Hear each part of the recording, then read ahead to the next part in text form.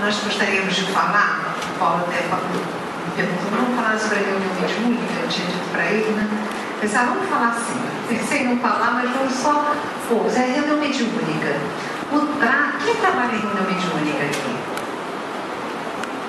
Bastantes pessoas, né? O trato com os espíritos visa a socorrer e aperfeiçoar encarnados e desencarnados, sem nenhum interesse material ou egoísta, e não consultas sobre objetos e pessoas desaparecidas, emprego, casamento, negócio, satisfação de curiosos, né? E nas reuniões mediúnicas é feita uma avaliação criteriosa das manifestações obtidas. Essa é uma fala da professora Terezinha Oliveira, que tem um livro sobre reunião mediúnica, né? E nessas reuniões mediúnicas, o que acontece? Nós médiuns somos tratados. Quando nós incorporamos uma entidade obsessora ou uma entidade enferma, nós trabalhamos energias coaguladas deletérias, que muitas vezes estão nas camadas profundas do nosso perispírito. Então a gente percebe que as entidades espirituais, organizadoras das reuniões mediúnicas, elas antes, fazendo uma anamnese dos espíritos, quer dizer, uma avaliação da necessidade dos espíritos que são trazidos, ela designa para tal ou qual médium, de acordo com a afinidade fluídica, que nós vimos no começo, que é tão importante, e também de acordo com a necessidade dos médiums. Então, quem tem essa grande oportunidade de participar de uma reunião mediúnica está tratando o seu perispírito, está inclusive curando doenças que ainda nem se manifestaram, mas que podem estar incrustadas no perispírito e que apareceriam mais cedo ou mais tarde no corpo físico. E todos os que trabalham na reunião mediúnica têm função importante. Aqueles médiuns que são médiuns de sustentação, que não têm uma mediunidade ostensiva, mas que estão em oração, fazendo a harmonização do conjunto. Os médiuns que aplicam passes para a recomposição das energias dos médiuns que estão ali incorporando, os médiuns de incorporação, os doutrinadores, podemos chamá-los assim. São algumas pessoas chamam de médiuns esclarecedores, alguns autores de médiuns doutrinadores, aqueles que conversam com os espíritos e estão levando doutrina espírita, por isso podemos falar médiuns doutrinadores. E sempre se estuda e se prepara essa equipe, estudando também o traço psicológico das entidades que vão ali. Existe um livro muito bom que trata sobre esse assunto, além dos livros da codificação, do Céu e Inferno, de Allan Kardec, e todos os livros da codificação. Agora, existem também algumas obras muito significativas. O livro Desobsessão, de André Luiz, através do Chico Xavier, o livro Diversidade dos Carismas, de Hermínio Miranda, o livro Delação do Visível, da Dona Ivone do Amaral Pereira, Recordações da Mediunidade, da Dona Ivone do Amaral Pereira, o livro da professora Terezinha. Então, são obras. Existe um livro do Hermínio Miranda que fala sobre o diálogo com as sombras. É um livro fantástico. Nele, inclusive, o Hermínio faz uma definição do tipo de espíritos que costumam vir nas reuniões de desobsessão. Espíritos mistificadores, até que André Luiz já fala muito, que são os mais perigosos, porque eles se apresentam como sendo de um tipo, pessoas, espíritos até bons, mas não são pessoas falsas, espíritos falsos. As pessoas falsas não são as mais perigosas com as quais nós podemos lidar, porque elas estão sorrindo para você, mas estão aguardando alguma coisa lá dentro. Então, da mesma maneira, os espíritos que têm esse comportamento são os mais perigosos, muito mais do que aqueles que incorporam blasfemando, já se apresentando tais quais eles são, que aí você já sabe que tipo de pessoa, de espírito você está lidando. Então, nessas reuniões aparecem vários tipos de espíritos e o Hermínio fala do traço psicológico de cada um e como nós podemos fazer a abordagem para tratar essas criaturas, auxiliando-as. E não é de uma ou duas vezes, muitas vezes a entidade vem várias vezes, outras vezes vem e a gente sabe que a continuidade vai ser dada no mundo espiritual, porque um contato apenas não é o suficiente para mudar o posicionamento da entidade, mas nós fazemos o que podemos para auxiliá-los. E há aquele choque anímico, ou seja, quando a entidade vai incorporar, o médium e seu perispírito e o corpo físico funcionam como uma verdadeira esponja que suga aqueles fluidos mais pesados do espírito, e ele mais leve consegue inclusive entrever já as entidades nobres que ali estão, que ele não consegue ver, de tão focado e pesado que está o seu perispírito. E aí o médium, com aquela carga de fluidos negativos, né? A gente pode dizer, mas aí o médium pode adoecer. Não adoece não. Funciona que nem a homeopatia. Aqueles fluidos negativos funcionam que nem anzóis que vão lá dentro da gente, puxam o que tem semelhante, a espiritualidade tira para fora. Então nós também somos tratados, e muito tratados, quando participamos de uma reunião mediúnica. Mas como fala Kardec no Livro dos Médiuns, a teoria deve preceder, deve vir antes da prática. Então é muito importante as reuniões de educação do médium, onde ele pode refletir, aprender, saber como lidar, estudar os tipos psicológicos das entidades que vêm, o comportamento que precisamos ter, treinar a concentração. Tudo isso é feito em reuniões apropriadas para que o médium educado possa funcionar a bom tempo, sendo útil e aproveitando também a oportunidade de serviço fabulosa que a espiritualidade superior oferece-nos através das casas espíritas. Tudo bem, gente? Posso ir? Então vamos lá. A prece e o recolhimento são condições essenciais. Por isso, pode-se esperar como impossível a obtenção de alguma coisa em uma reunião de pessoas pouco sérias ou que não estejam animadas de sentimentos simpáticos e benevolentes. Está isso no Livro dos Médiuns, na parte final do item 177.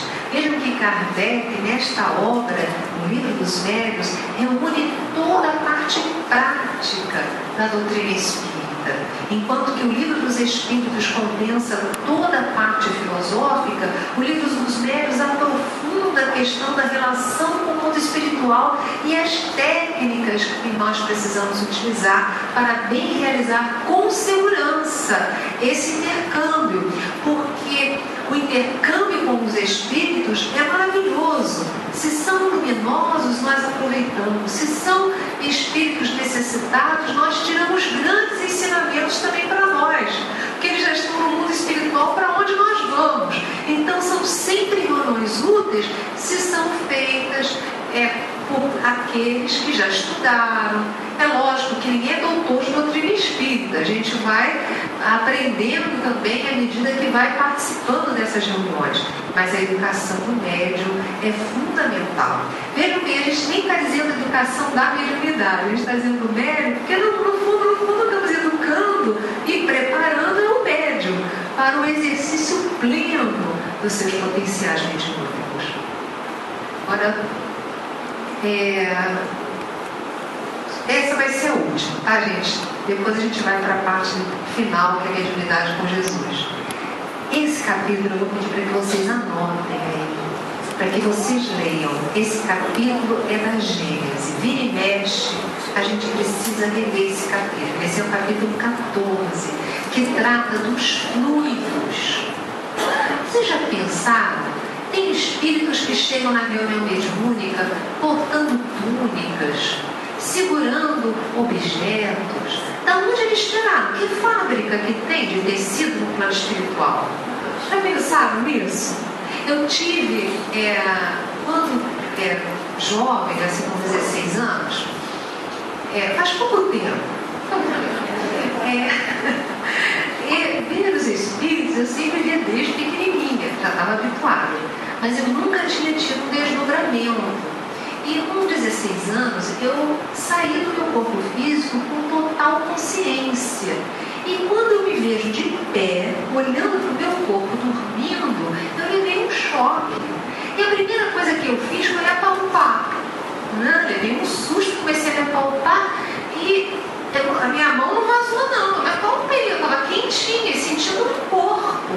Eu botei a mão no meu peito, meu coração perispiritual pulsando.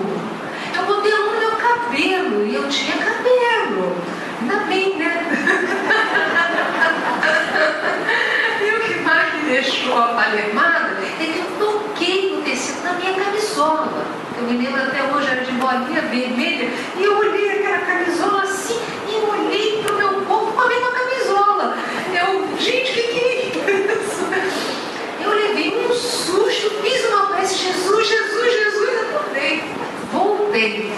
Aí eu percebi que não tinha sido um sonho, porque quem desdobra percebe claramente que é um desdobramento mesmo. E aí eu fiquei tão apalermada, escuta aqui, da onde eu, espírito, tirei aquela camisola? Não é verdade? Como é que os espíritos... E aquilo eu fiquei, gente, eu participava, porque desde pequena que minha avó me levava para a mocidade, para a evangelização, para a mocidade. Mas eu não tinha lido ainda. Existe um capítulo no Livro dos Médiuns que é do Laboratório do Mundo Invisível. Do Laboratório do Mundo Invisível, onde Kardec estuda isso. Da onde vem tecido, de que fábrica eles compram esses tecidos. E além desse capítulo, tem um também muito explicativo sobre isso, que é o capítulo 14 do livro A Gênese. Então, gente, olha só para tirar a angústia daqueles que ainda não leram esses capítulos, para o espírito, o pensamento é tudo. Então, na minha mente, eu estava com aquela camisola, eu dormi. Então, era aquela camisola. Então, às vezes, as pessoas que desencarnam, elas se apresentam para nós com a roupa que desencarnaram, quando elas estão muito apegadas ao corpo físico e ainda não vibraram em novos modelitos, né? Mas que podem vibrar, é só pensar que esses modelitos aparecem no mundo espiritual, né? Então, aqueles espíritos que estão focados nas questões materiais, eles se apresentam rotos, eles exalam mau cheiro, né? Enquanto que aqueles que estão jovens, vibrantes, né? Jovens no sentido emocional do termo, né? Que nem a minha vozinha de 94 anos jovem. Então, quem está feliz, alegre, fica rapidamente com uma fisionomia jovem, né? Com as roupas das cores que deseja. E aí, nesse capítulo, num item desse capítulo, esse capítulo é fantástico. Toda a obra é maravilhosa, mas tem uns que atingem mais a nossa curiosidade pelas vivências e dúvidas que a gente está passando no momento. Então, Kardec diz, para os espíritos, o pensamento e a vontade são o que é a mão para o homem. Pelo pensamento, eles imprimem aqueles fluidos tal ou qual direção, os aglomeram, combinam ou dispersam, organizam com eles conjuntos que apresentam uma aparência, uma forma, uma coloração determinadas, mudam-lhes as propriedades como um químico muda dos gases ou de outros corpos, combinando-os segundo certas leis. É a grande oficina ou laboratório do mundo espiritual. Então, eles pensam, eles desejam e formam. Mas conosco, como nós também somos espíritos, apesar de estarmos ainda meio que aprisionados, embotados pelo corpo físico, nós podemos imprimir também. E é fácil.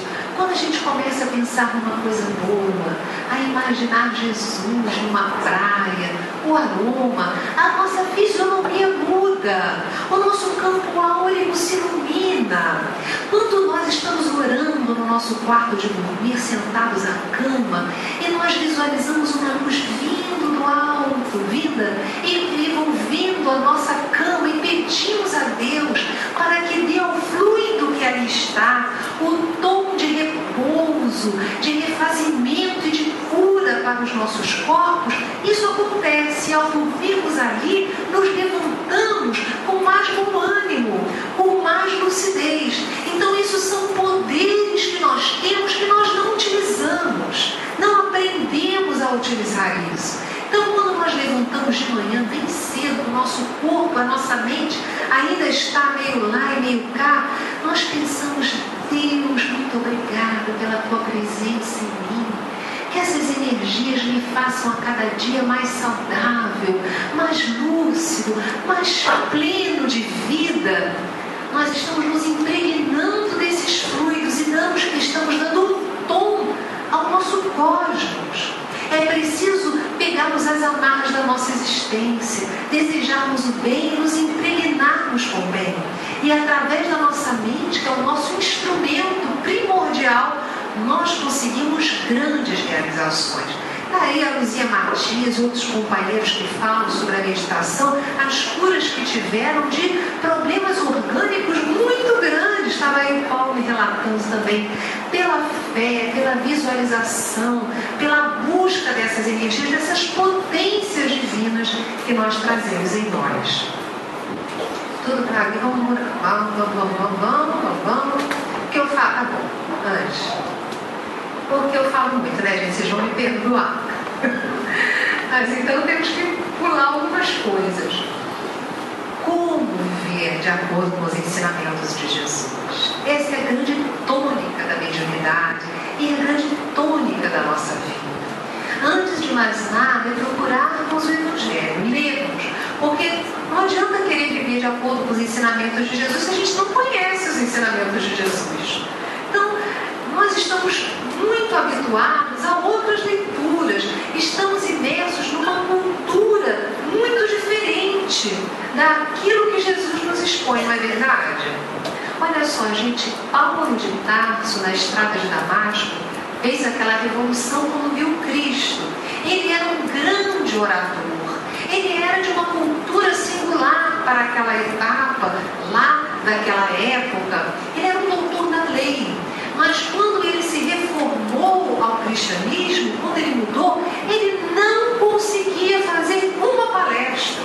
A sua fala era uma fala tíbia, insegura, inconsistente. Aqueles que o escutavam ficaram decepcionados. Por quê? Porque a mente dele não estava habituada à lógica cristã, estava habituada à lógica mosaica. Então nós precisamos observar que nós somos vindos de várias experiências e tentativas na afirmação do bem, com determinadas dificuldades e num ambiente cultural adverso. Então nós precisamos nos habituar à lógica cristã para impregnar a nossa mente com esse novo modelo. Então, o que fez Paulo? Quando ele percebeu a dificuldade dele, ele se retirou e ele passou 2 anos de estudos do Evangelho de Jesus, lá com a Áquila, lá com a Prisca, lá com aquele casal em um oásis no deserto. E ficou estudando até que a mente dele, que é o nosso programa, a nossa mente, a mente dele começasse a funcionar segundo a lógica do Cristo. Então não foi fácil. Então nós estamos com esse desafio, porque estamos meio lá e meio cá. E ele mesmo dizia: puxa, o bem que eu quero fazer, esse eu não faço. O mal que eu não desejo fazer, esse sim eu faço. Quantos de nós já nos vimos fazendo coisas que depois ele diz: pô, por que eu estou fazendo isso? Eu já sei que isso não é bom para mim, que isso não resolve, que esse comportamento não me leva a nada. Vocês já passaram por isso ou só sou eu? Já passaram também? Então, é porque a nossa mente, por mais que a gente conheça, ainda está impregnada de uma lógica que não é a lógica funcional do Cristo. Então nós temos obstáculos e precisamos identificar que temos esses obstáculos. Temos um apego, né, às coisas da terra ou a crenças, às vezes até apego a tipos de alimentação. A alimentação tem que mudar de acordo com a fase da nossa vida. Eu, com a minha idade, não tenho mais que comer o que eu comia com 10 anos de idade, com 15 anos de idade. Mas a gente vê pessoas com 60 comendo aquela gordura, aquelas coisas, porque estão habituados, criaram uma constância e têm dificuldade de se desapegar. Então, se até no alimento a gente tem dificuldade, quanto mais nas relações. Então, é observar isso. Não, eu vou mudar. Tem que desejar, ter a vontade. Eu vou estudar todo dia um trechinho do Evangelho e vou pedir a Jesus que me ajude a introjetar este modelo novo, que é uma nova na minha vida, para que eu realmente haja de acordo com os princípios de Jesus. E quanto ressentimento a gente ainda traz pelos desenganos que as pessoas tiveram conosco. É só eu, gente, ou com alguém aqui acontece a mesma coisa? Também tem ressentimento? Temos. A gente tem, é natural isso, né? A gente traz ressentimentos, mas a gente primeiro, para se livrar desse material que traz doença para nós, não traz doença para o outro não, porque os outros fazem e passam. Mas a gente fica com aquela memória, com aquela energia negativa, com aquela dor dentro de nós, que vira e mexe, volta a nossa memória e a gente sofre terrivelmente com ela. É isso ou não é? É isso, não é? Então, já estamos num ponto, já estamos concordando que isso acontece, né? Mas como fazer? Vocês podem falar isso para mim, mas Yasmin, e daí? Agora como é que eu faço? Eu estou sabendo que tem que renovar, tem que tirar o ressentimento, mas e aí, como é que eu tiro isso? Né? Não tem remédio para ressentimento, não dá para comprar na farmácia, no supermercado não tem. Então o que a gente faz? Identificando, primeiro passo.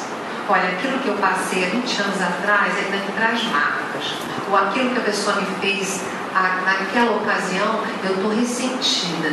Então eu vou começar a orar, pedindo para Jesus, para que Ele retire essa mágoa, essa energia negativa que traz doenças, que me faz sofrer e que está dentro de mim. E aí, paralelamente a isso, eu vou usar uma metodologia. Eu vou dedicar pelo menos 1 hora por semana a uma atividade voluntária. Nesse desejo de que sejam neutralizadas essas energias de mim. 1 hora de serviço voluntário, de amor na minha vida. Porque serviço voluntário é amor, é puro amor. Eu vou na reunião mediúnica, mas na reunião mediúnica a gente não vai, sabe por quê? Porque a gente é mais ajudado do que a gente ajuda. Porque é muita bênção na nossa vida essa reunião. Na verdade, a gente recebe tanto nessas reuniões mediúnicas que não vale como serviço voluntário, tá? Tem que ser alguma coisa a mais. Vamos procurar a casa espírita, vamos procurar a tia, vamos procurar o Paulo, vamos procurar os companheiros da nossa casa espírita. Olha, eu quero ajudar em alguma coisa. Isso é muito importante, o serviço voluntário. Ele neutraliza em nós energias negativas. É uma coisa que acontece no automático. E aí vamos pedindo aos espíritos superiores que nos ajudem a retirar essa mágoa de dentro de nós. E aí, gente, vamos continuar lembrando do assunto? Não dá para apagar. Vocês conhecem alguma borracha que apaga da memória?